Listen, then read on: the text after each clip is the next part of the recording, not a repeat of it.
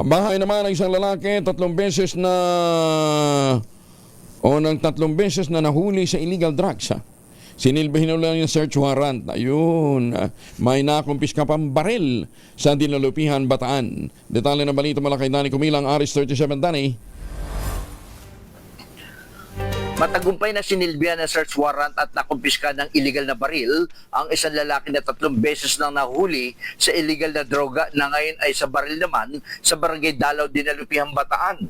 Ang pagsisilbi ng search warrant ay isinagawa ng pinagsanib na pwersa ng Dinalupihan PNP at Provincial Intelligence Branch PIB sa tahanan ng suspect na kinilala sa alias Romel.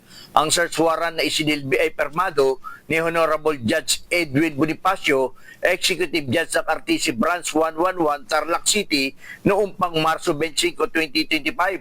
Ang suspect na inaresto ay naharap ngayon sa bagong kasong paglabag sa Republic Act 10591 matapos na masamsaman ito ng isang 9mm revolver na may 4 na bala. Sinabi ng suspect na pang-4 na beses na niya umano itong pagkakahuli. Ang 3 ay sa pagkakasangkot niya sa illegal na droga noon at ngayon ay sa baril naman. Samantala, tiniyak naman ng pamunuan ng Bataan PP na mananatili ang kaligtasan, kapayapaan at kaayusan sa lalawigan ng Bataan dahil sa mahigpit na pagpapatupad nila ng batas sa baril, loose firearms upang masiguro na walang pangamba para sa publiko. Danny Kumilang, RH37, DCRH, una sa Pilipinas, una sa Pilipino. Maraming salamat, Dan.